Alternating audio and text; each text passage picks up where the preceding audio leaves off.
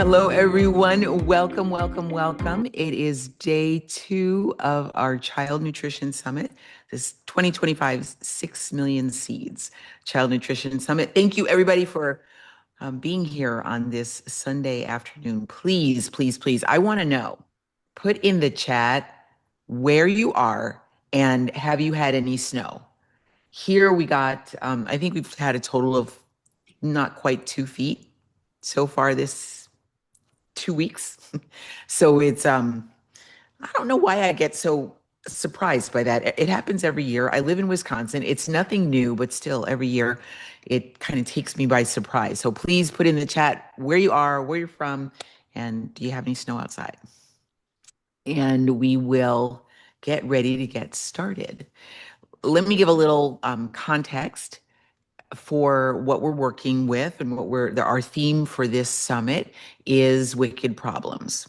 And we are looking at child nutrition as a wicked problem, a social problem that we can see, we can touch, we can feel, we can see it playing out in, as we say, real time in our children's lives and families, in schools, in prisons. And still, child nutrition remains some sort of elusive beast that we cannot get a collar on. We cannot manage it somehow. Now, wicked problems exist largely because someone benefits from them. And it's sad to think that poor nutrition in our children is benefiting anyone. It's hard for me as a mom and as an aunt and as a nurse to understand how anyone could be benefiting from children eating poorly.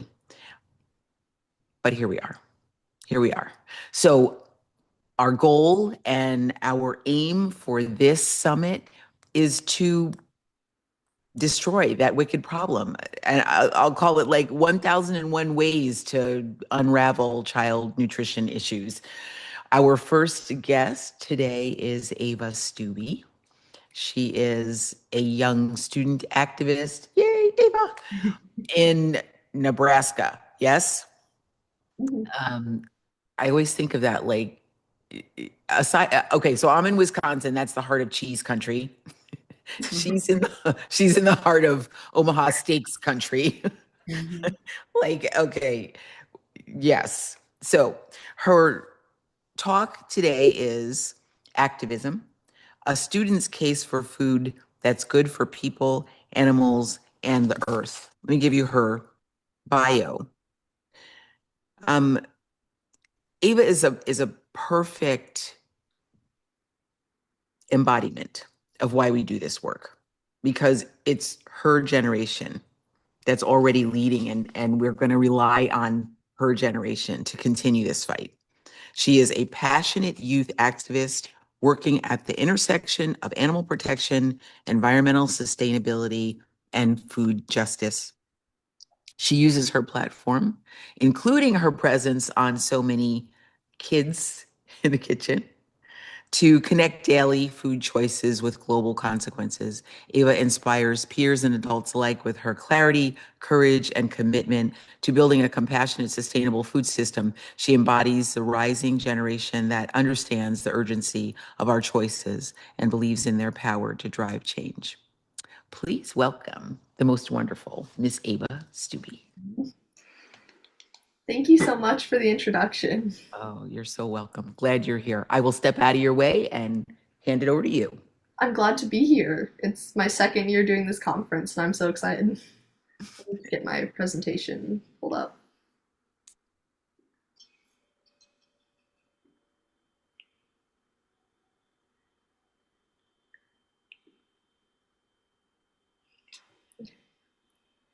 All right. Hi, everyone. My name is Ava, and like many of you, I care a lot about the environment. We live in a world where we're constantly told that we are the future, yet that future is currently being threatened by the biggest global challenge of our time, climate change. This isn't a distant problem for scientists or politicians. It is a crisis that will define our lives and the rest of history on this world. I'm not here just to scare you, but to empower you with the facts, and most importantly, the most impactful solution that you can start today. So firstly, I'm going to start with some of my background. I've been cooking from a young age, as you can probably tell from many of these pictures. I love cooking whole food, plant-based food with my mom, my two sisters, and of course my friends from So Many Kids in the Kitchen, like my friend Anu. When we do So Many Kids in the Kitchen, it's a fun way for us to get involved, not only with the vegan and whole food plant-based community, but also with activism in general. It's a way to spread our message. My mom, Cody Stubbe, is the founder of Holistic Dish. She's a food for life instructor and she works with schools doing a healthy snack program, which is really inspiring. It's a great way to spread the message of whole food plant-based nutrition and how that can help our planet. And then here's some So Many Kids in the Kitchen pictures. We actually just did a show yesterday and that was a really fun experience. I don't know exactly when our next show is, but we do them about every other month and it's always fun, easy recipes that you can cook with your kids or just for yourself. So now we're going to talk about, I also have some recipes published in the book Food is Climate. I have a few recipes in there, including my vegan tomato soup recipe. My sisters and some of our friends also have recipes published in there.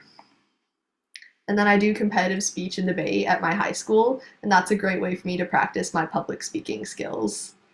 And also part of how I'm doing this presentation today, more public speaking. So now we're going to get into the actual topic of this presentation, climate change, and how we can prevent it through a whole food plant-based diet. We'll start with the causes of climate change. Basically, the Earth is a natural blanket of gases in the atmosphere, greenhouse gases. They trap some of the sun's heat to keep the planet warm enough for life, which is called the greenhouse effect. The problem is that human activity has been dramatically thickening that blanket by releasing massive amounts of extra greenhouse gases. This traps too much heat, leading to the rapid and dangerous warming we call climate change. So, there are three main issues that are causing this increase in greenhouse gas emissions. The first one is the burning of fossil fuels, coal, oil, and natural gas, to produce electricity, heat our homes, and power transportation like cars, planes, and trucks. When we burn greenhouse gases, we release stored carbon that has been locked away for millions of years, flooding the atmosphere with carbon dioxide. This sector makes up the majority of our emissions. But additionally, everything we buy, from our phones to our clothes, requires energy to manufacture. The production of cement, steel, plastics, and other materials is incredibly energy intensive and releases significant greenhouse gases. Another massive and often overlooked piece of the puzzle is agriculture and land use. The deforestation, which is cutting down forests. Trees store carbon. They absorb CO2 and store it. When they are cut down, all of this is released. Nearly 80% of global farmland is used for livestock as well, which is another cause of deforestation. Trees are cut down to be used for the meat industry, either as grazing land or to grow feed crops for the animals like soy and corn. Yet all of that land and effort only produces about 18% of the world's calories. And if the deforestation caused wasn't bad enough, the production of meat and dairy is a huge source of two gases far more potent than CO2, like methane, which is produced primarily from the digestive processes of animals like cows. Methane is a potent climate pollutant, trapping about 86 times more heat than CO2 over a 20-year period. It is responsible for a significant fraction of global warming. And nitrous oxide, which is roughly 300 times more effective at trapping heat than CO2, is released heavily from the use of synthetic fertilizers applied to grow animal feed crops. If we combine all of these factors, methane, nitrous oxide, deforestation for grazing land, and transportation, livestock alone are responsible for an estimated 14.5% to 18% of total global greenhouse gas emissions. To put that in perspective, this is more than the tailpipe emissions from every single car, plane, train, and ship in the world combined. Now we'll look at the effects of climate change, because these effects are no longer hypothetical. We are already beginning to see them, and they will only get worse in our lifetimes. Extreme weather, such as more frequent and intense heat waves, floods, droughts, and wildfires. We can even see this in the amounts of snow that some people are getting this year. There's more snow than ever. This is not just in isolated places, this is happening all over. But marginalized communities are more likely to feel the effects of this. Rising sea levels are an issue as well. Because as glaciers and ice sheets melt in the Arctic, sea levels rise, threatening coastal cities and displacing millions of people. And another important factor is the loss of biodiversity. Changing climates disrupt ecosystems, forcing animals and plants to adapt or face extinction. And many are unable to adapt at the rate that our climate is changing. Adaptation for animals generally takes years and has to be done slowly and gradually. Our climate is changing at a rate too quickly for them to keep up, which causes extinction in many cases, or even endangerment. And these impacts are not felt equally. Often the poorest communities suffer the most from the effects of climate change. Now we can look at some solutions. Stopping the climate change crisis requires action on all fronts: governments, corporations, and individuals. On the global scale, we need to prioritize a transition to renewable energy, a massive shift from fossil fuels to clean sources of energy like solar, wind, and geothermal power. This solution can also be done on the individual level. There's ways to get solar panels attached to your house. You can do electric cars, anything that uses less fossil fuels. Sustainable transportation is also a priority. Things like public transit, biking, walking, carpooling, or even if you must have a car, like an electric car or a car that has less emissions. And policies and technologies. Investing in strong climate policies and technologies that can capture carbon from the air. Planting more trees would also be a great way to do this, as trees are one of the best storages for carbon and other greenhouse gases. Reforestation is the solution we need to combat deforestation. But what can we do on the individual level? These large-scale changes are essential, but they can feel overwhelming. What can we do right now as individuals? We often hear about things like changing light bulbs or recycling, and those do help. But there's one choice we make multiple times a day that has a far greater impact: our diet. Researchers from Oxford University found that cutting meat and dairy from your diet can reduce your food-related carbon footprint by up to 73%. That single action of changing what's on your plate is one of the highest impact individual actions you can take to combat climate change. I'm talking about a vegan, or even better, a whole food plant-based diet. This means focusing on fruits, vegetables, whole grains, and legumes, and avoiding all animal products, along with highly processed foods, refined sugars, and oils. The shift to a whole food plant-based diet is not just the most powerful individual choice. It's a form of preventative medicine for both you and the planet. There are so many benefits of whole food plant-based diets, such as land use efficiency. Producing 1 kilogram of protein from beef requires 105 square meters of land. But producing 1 kilogram of protein from peas instead requires just 8 square meters. That is less than a tenth of the amount of land required to produce protein from animals. By switching, we can dramatically reduce our footprint and free up vast tracts of land. This saved land can be used for rewilding and reforestation, allowing forests to do their job and act as powerful natural carbon storage. Water conservation is another major impact of whole food plant-based diets. The water footprint of beef is roughly 6 to 20 times greater than that of cereals, grains, or vegetables. This saves massive amounts of clean water that are wasted in the production of animal products to be used for other things.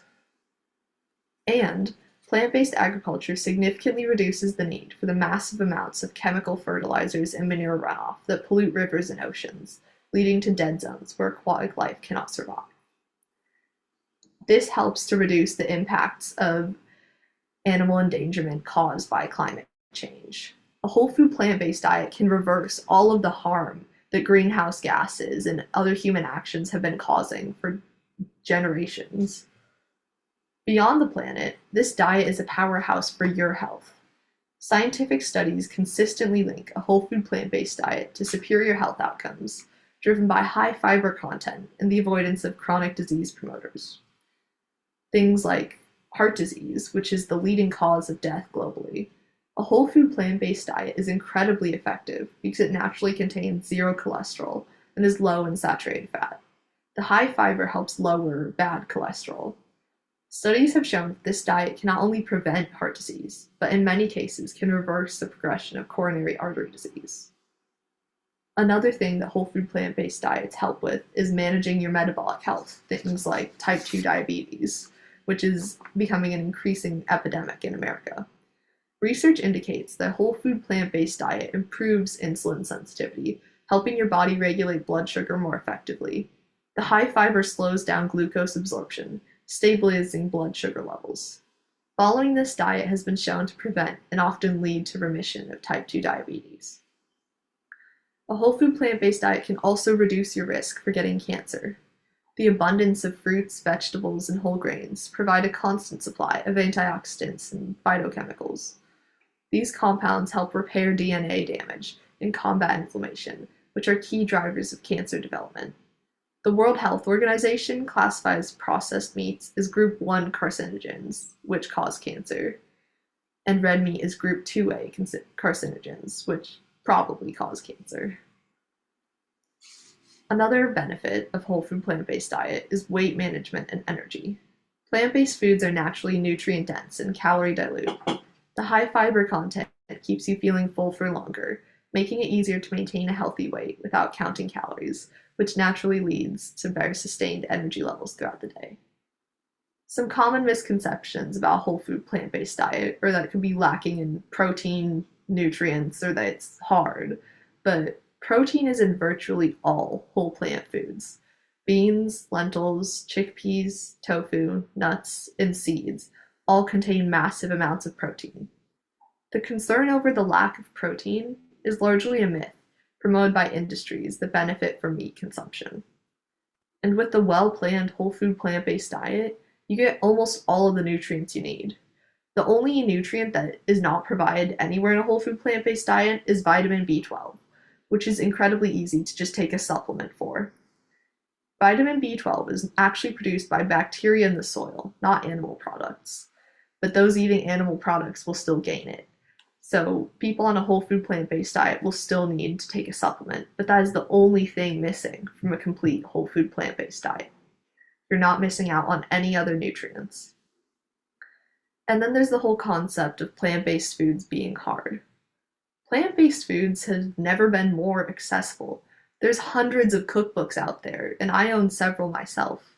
They're all incredibly easy and have delicious recipes. And if you don't want to spend money on cookbooks, you can find plenty of recipes online. Or even our own show, So Many Cooks and So Many Kids in the Kitchen. They have recipes delicious and so simple that even kids can cook them. It's not hard to cook plant-based. It's fun. And it can be creative too and push you to come up with new solutions and try new things. Since becoming plant-based, I've tried so many different foods that I would have never had before, like grains like quinoa and farro, or other vegetables or legumes like chickpeas.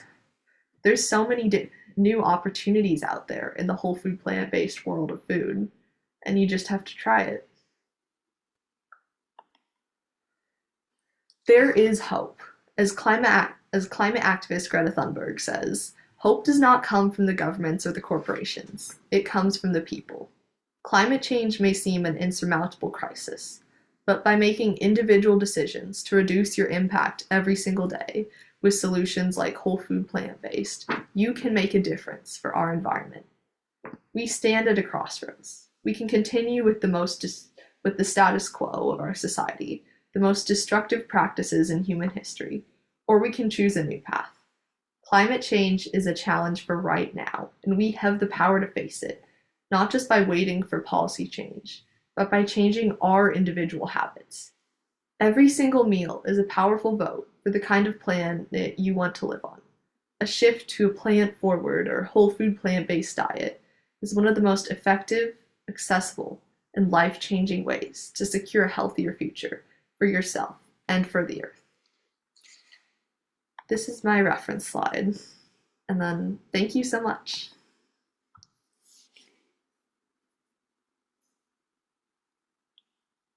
That was wonderful, Ava. Thank you so much.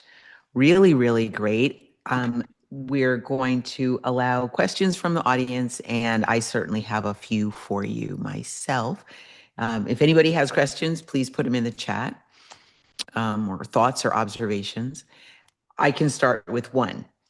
So you are in high school now, right? I'm a What, junior in high school, junior so in high school? 11th grade. Yeah, really good. Okay, so when you're hanging out with your friends, and I have to keep, I want to keep it in context. You're in Nebraska, right? You're like due west of where I am, right? Do you have conversations with your classmates or your friends, people your age, about this, about climate change and whole food plant-based eating and how it impacts the planet? Do you have any of those conversations? It depends. All of my friends know that I eat whole food plant-based food. That's the sort of thing I bring for school lunches. When I'm over like hanging out with friends, they always make sure there's like food that I can eat and stuff.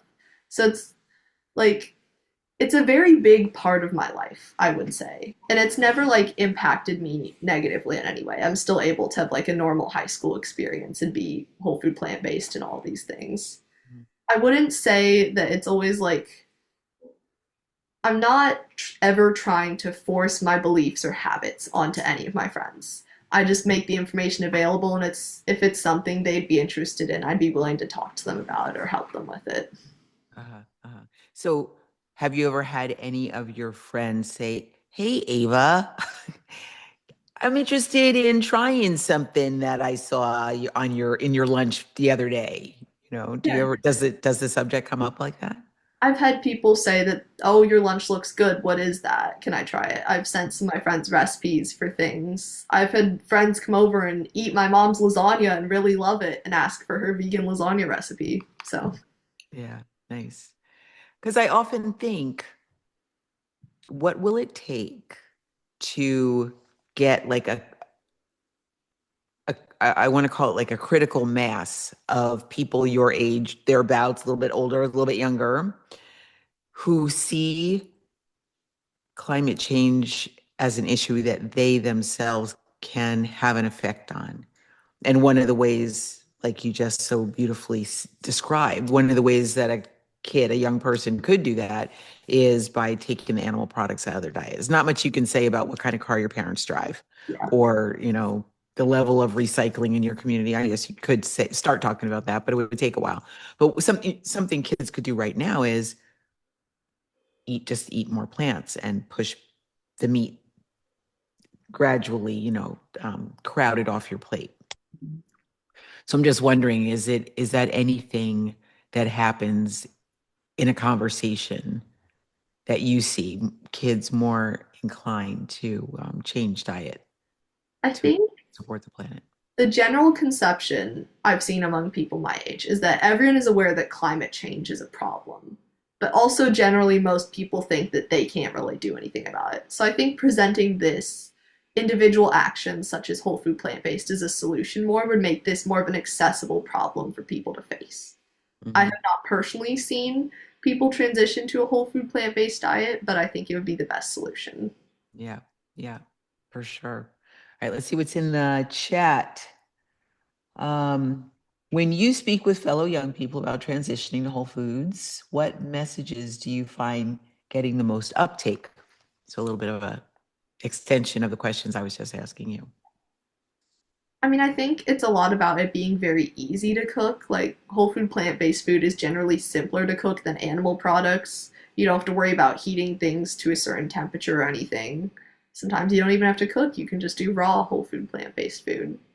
It's not just easy to cook, it's also like really good. I've had people like try some of my vegan lunches before and really like it. I've had people try food at my house and really like it. Like, it's good, it's easy, it's something everyone can do. All right, next part. In Illinois, we have a law saying that schools must provide students with plant-based lunch at no extra charge after a written request in advance. Would you be interested in supporting the passage of a law like that in Nebraska? Absolutely. We don't have anything like that in Nebraska, and I think that'd be a great solution, especially Yeah. for younger students like my two younger sisters who are in elementary school and middle school. That would make a huge benefit for students, especially younger ones in Nebraska.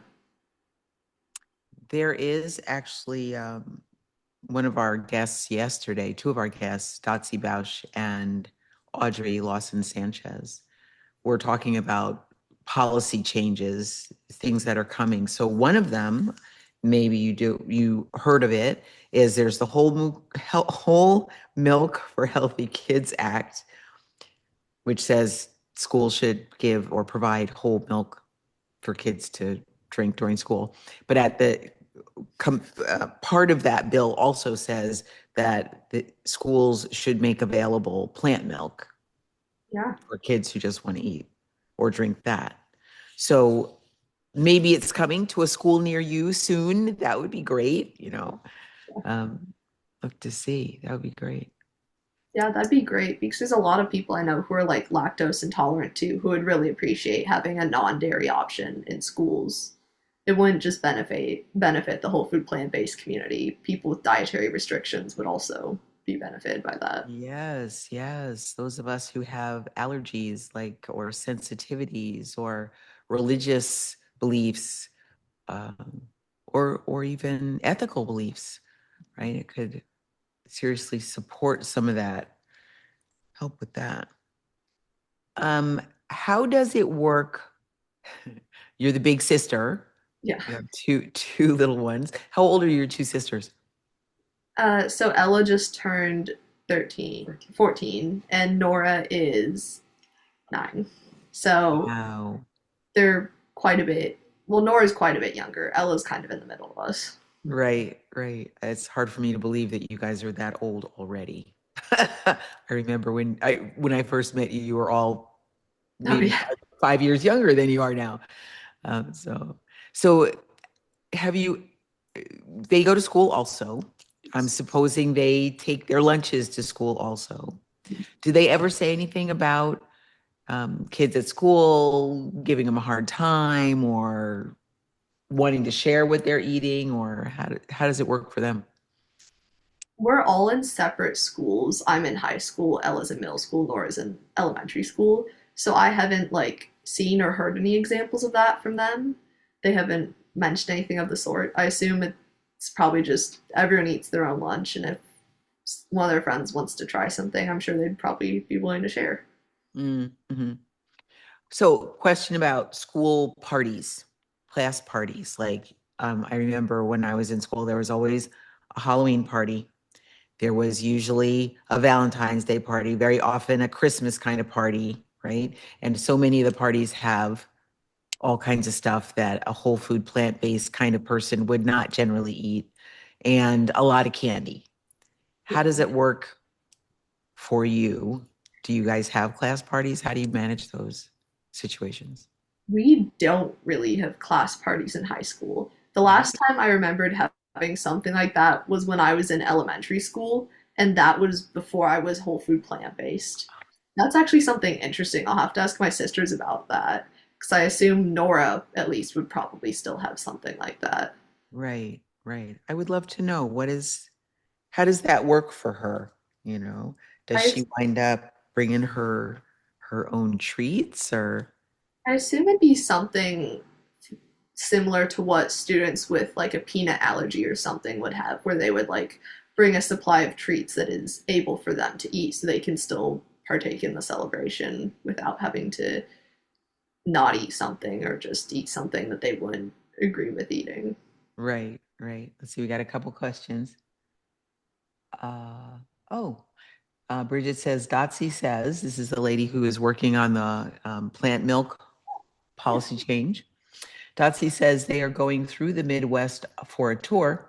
Let her know to visit your school and community. We can definitely connect you guys. That would That be would be great. great. Yeah, right? That sounds like fun. Next question. Do you eat breakfast, lunch, and dinner? And do you contribute to making dinner once a week or anything like that? Yes, I generally cook dinner, well, depending on my schedule, because I'm kind of busy with speech competitions and stuff at the moment since we're in season. But when I'm not busy, I do try to cook dinner like once or twice a week. And I make my own breakfasts and school lunches every day. So, What's your favorite thing to take for lunch? oh, okay, I haven't actually done this in a while because we didn't have all the ingredients, but I like doing like a taco salad. And this is all stuff you can prep the night before, where it's like rice, some sort of shredded green like spinach or kale, beans, corn, and then like taco seasoning and mix that up. And you can put like tortilla chips or something in there too and crumble them up for a little crunch. That's one of my favorite lunches. Nice. What do your sisters like for you to make them for dinner? Oh, Um, one of our favorites lately has been like a vegan Alfredo sauce made with cashews, beans, then you put some spinach in there, so it's like kind of a light green Alfredo, and that's a really good dinner. That's one of my Mm, favorites too. okay, good. Okay, I'm just looking for other questions. What is one of your favorite like uh, sets of spices? Like if there's a part of the world or a particular country whose flavor profiles you like, what would you say that is? That's interesting. I don't know if there's like a specific, I don't know. There's not really a specific set of spices I use. I know one of my favorites is definitely garlic. We use a lot of garlic seasonings and a lot of herbs like basil, parsley, I feel like just herbs in general. There's not like a specific cuisine. We kind of mix spices from cuisine sometimes too. So, Mm. All right. Does anybody else have any questions? Please put them in the chat. We are right at about 11:30. Okay, here's one. Um, talk food as a way to promote curiosity translates into movement, and movement is reform. Hmm. It's not exactly a question. It looks like it's more of a statement. Um, all right, let's go to the next one. If you could fast forward 10 years, what is the one concrete change you hope to see in your lifetime regarding the whole food plant-based movement and its impact on the planet? well, back to the school lunch thing, I'd really love to see something like that. Like how every day at school there'd be a plant-based lunch option or like something for that. Just that alone would promote it so much among like younger people. But I'd also like to see more like promotion of plant-based products, more plant-based restaurants. That sort of thing would be fantastic because we don't even have one in Omaha anymore. We used to have one, but then it got shut down. So, Yeah, so I don't live too awful far from Chicago, about 45 minutes on a good day.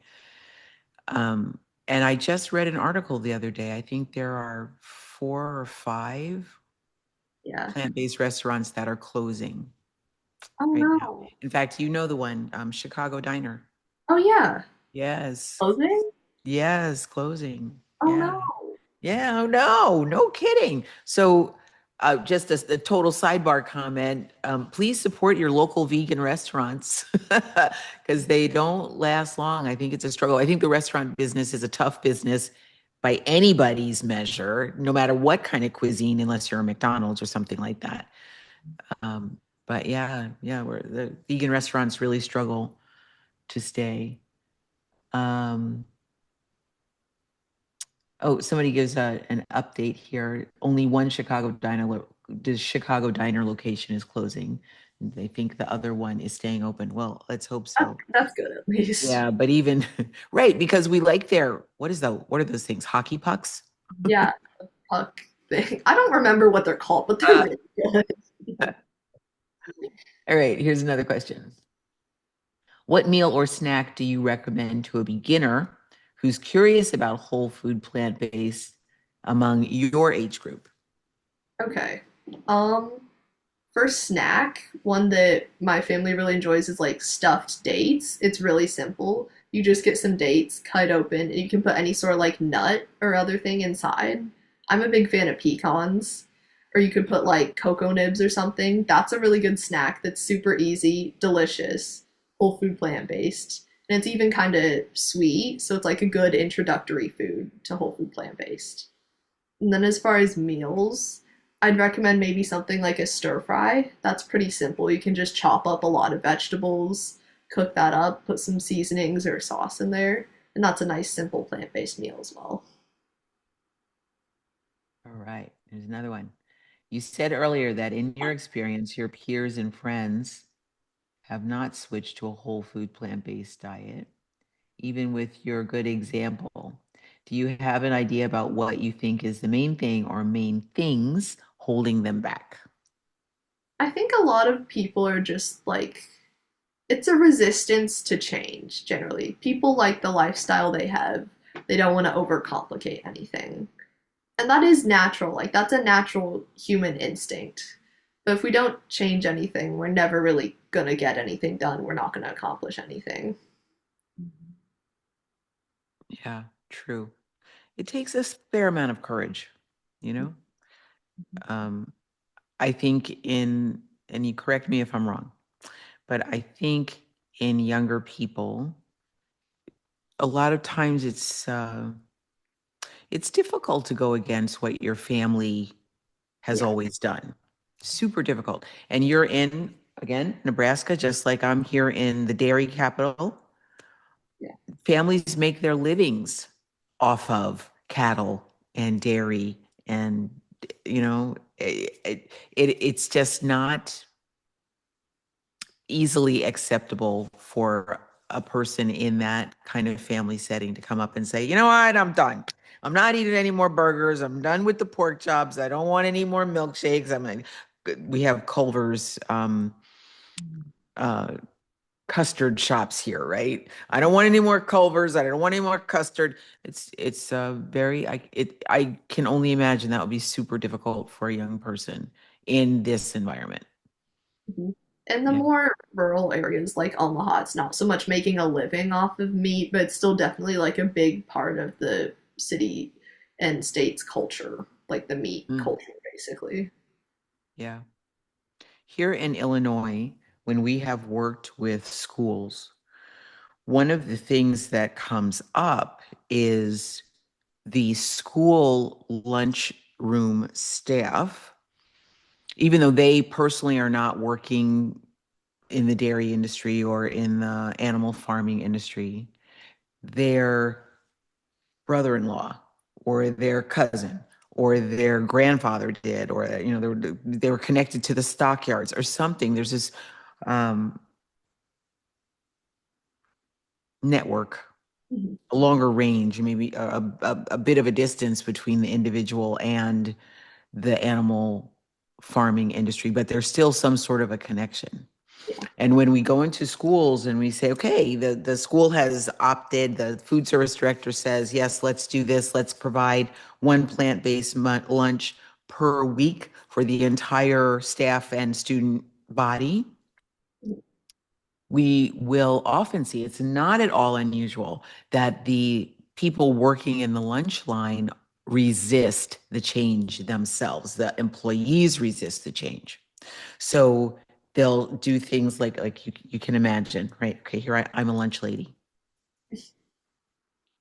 Here comes this little kid through the line. They're thinking that they want to try the falafel nuggets or the, veggie nugget thing. And the person serving them goes, I wouldn't eat that if I were you. And it stops the child from choosing it, just like that. So one of the things that we actually have to work with when we're working with schools is change management, just managing getting the staff to not put that look on their face, to be neutral at least, And then there's the whole thing about how you set up the lunch line and what's available before what, is there Is there even water on the lunch line? There's so much to it, so many subtleties. So I'll add to that. It is very similar to what we see like when we go in grocery stores. Grocery stores have a particular way they're set up, right? The It's setup called, is definitely like it's planned. oh, most definitely. That's a lot of focus groups and consumer research to look at how to entice people to buy whatever the heck it is that grocery store is selling. Most often, and people on this call may or may not know, but I was surprised. I never thought about it that when you walk into a grocery store, I don't know, they say something like 90% of people turn right when they walk in a grocery store. Huh. Weird, right? But think about all the grocery stores you go in. How is it set up? That you will turn right. Yeah. Isn't that crazy? And then one of the first departments usually set up, if they have the ability to do it, is a garden department. So you'll get the live plants and the orchids and the, palm trees and things. That's usually the first section. And all of that is by design. So the same thing happens on a lunch line or in a school when you want to encourage kids to eat a certain way or you want to sell certain kind of products. They call it choice architecture. It's how you set up the environment to subtly encourage people to choose certain products. That's really interesting. I'm sure Yeah. that would definitely influence, especially younger kids. Yes. Yes. So just there's so much to consider when looking at food and how we encourage kids. One of the things we talk about too is for children, giving them like some little kids, like your youngest sister, let's say. Now I realize she is a well-experienced plant-based eater, but for somebody her age, maybe what would make a difference is having grapes pre-washed and in a bowl, you Yeah. know, so that it's easy to get, or oranges already peeled because, for some reason, orange skin, it can be very difficult for some little kids to Yeah. peel off. Apple slices already cut or carrot sticks already cut, things like that to encourage kids to eat more plant-based. But it takes thought, it takes a little effort up front. Let's see, we have another question. Um, when you plan your meals, do you plan day to day or week to week? I feel like it's day to day because my schedule's pretty busy during the week and it's like could be drastically different from one day to another. Like so it's sort of on a day to day basis. Like if I know I'm going to be at school for long periods of time, I'll pack like bigger meals or like a meal and maybe like a healthy snack or something that I could have for later. Mm, Or if I know I'm not going to be at school for very long, maybe I'll just do like a salad that day or something. It's very like need based on what I think I'm going to be doing and how much food I'm going to need for that. mm, mm. And then, of course, sometimes it's just energy based. Sometimes it's a lazy morning and I just want to throw something in a Tupperware and get to school, and that's what I'm going to do. Should I start Yeah. doing more meal plan? Probably, but this is what's working for right now. I would say 70% of the people fall in that category. What's Sometimes working right now? sometimes it's just leftovers. Sometimes it's like, oh, mom made pasta last night. I'll just heat that up and stick it in a thermos and have that for lunch. Yes, yes, totally. That makes so much sense. All right, we have another one. If you can recall, how did your parents introduce new food, fruits, veggies, etc., to you when you were growing up?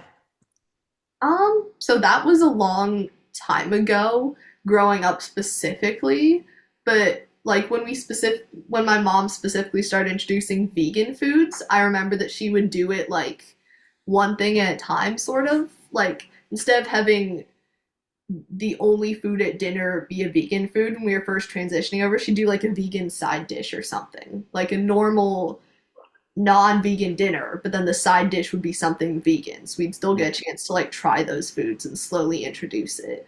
And then over time, we just started phasing out everything else and eating just the completely vegan foods. Mhm. Sort of like a gradual transition. Start as a side dish and then try a few different things that you like and then slowly move those into more of the center of the meal. Right. Yeah, that makes sense.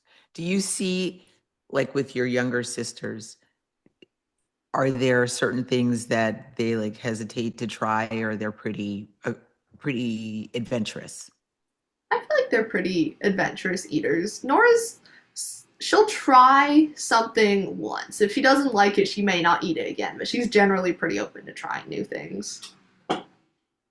She gets pretty adventurous with, she's a very artistic person too, so she'll make her food like cute. If we're doing homemade pizza, she'll make a little smiley face out of toppings on it or something. And that creativity like encourages her to try more new things. So that might also be an option for younger kids. Like let them put together their own food. So they get the option of trying new choices. They get to feel like they're the ones wanting to try that. They get input, and that will make them more open to trying new things. I'm writing that down. Put together their own food, maybe some food art, creative. Great. Um,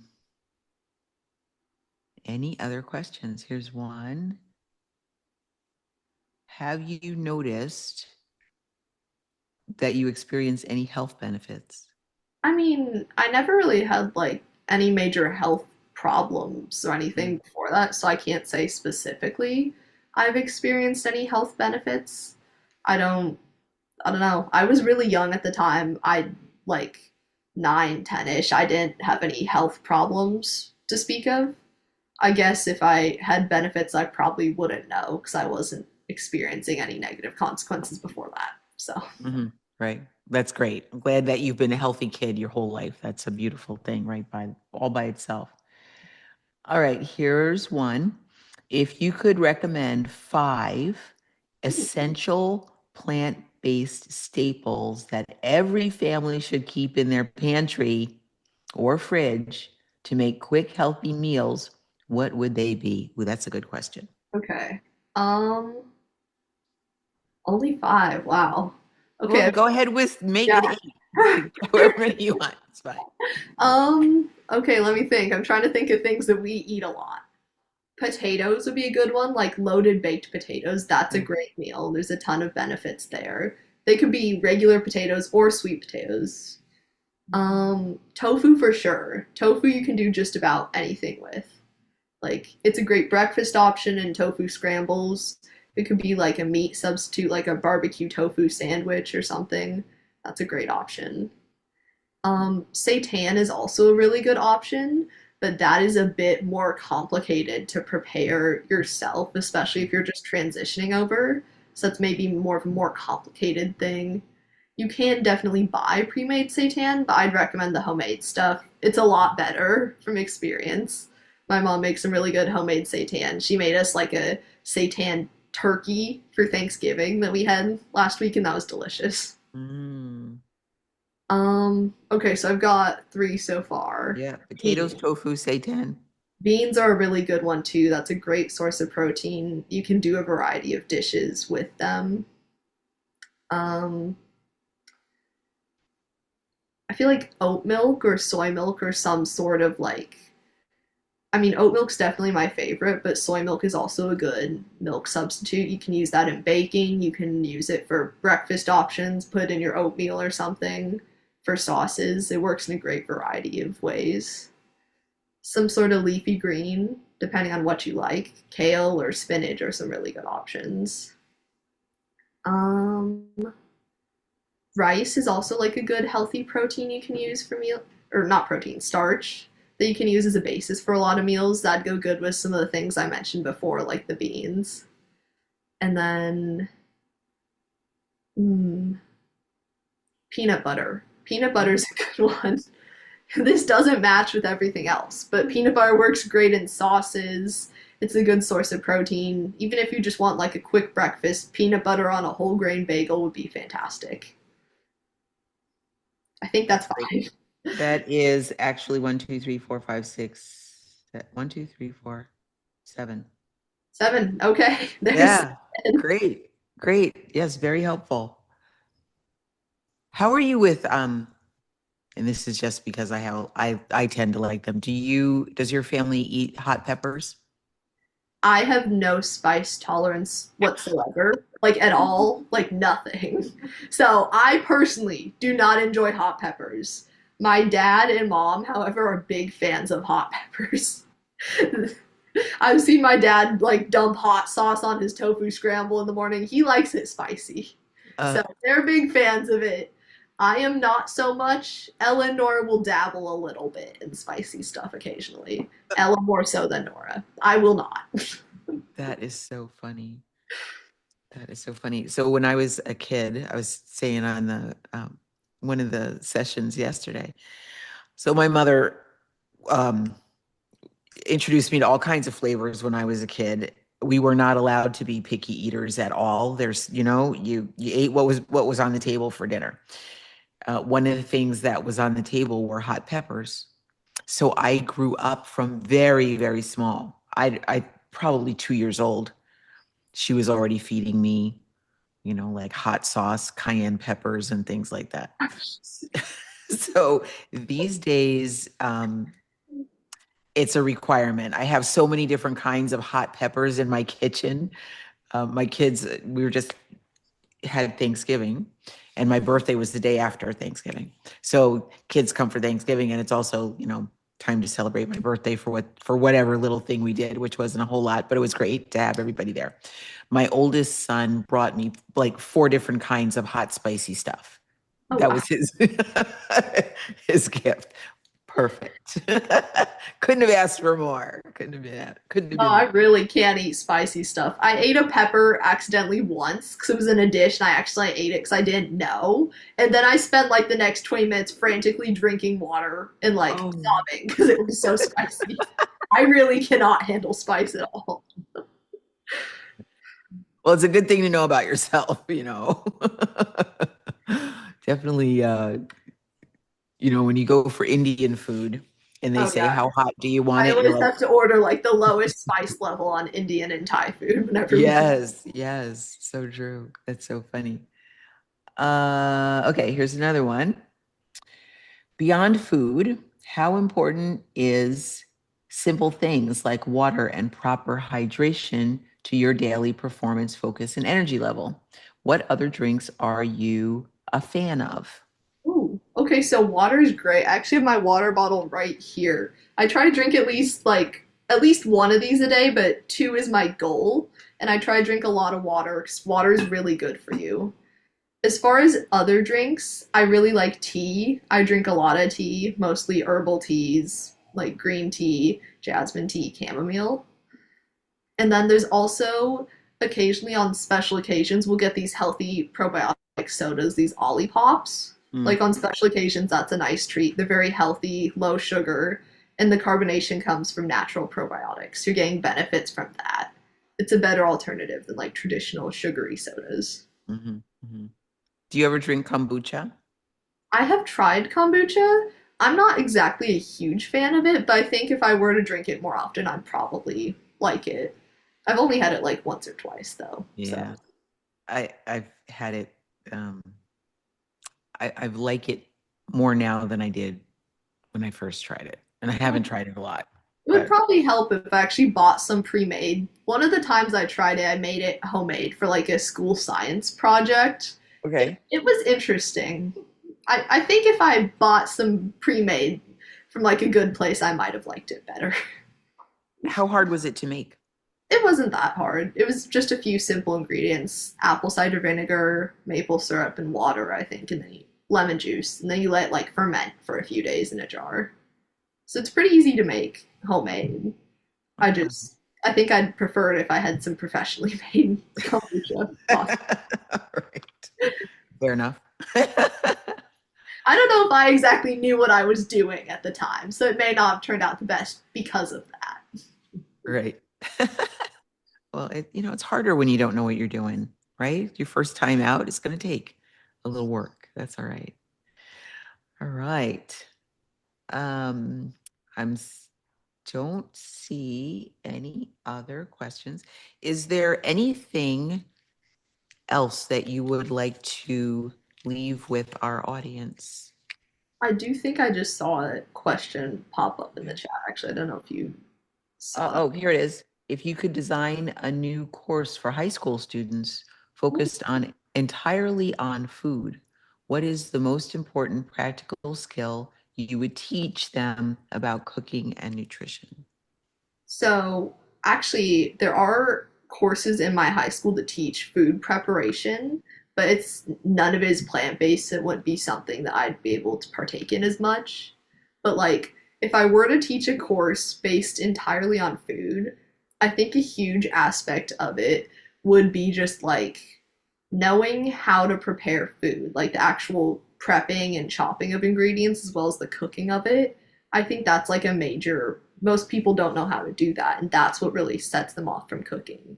Because once you see Mm, like how simple it is, then it's like endless possibility to create whatever you want with food. You mm, just have to know how easy it is to prepare food. right.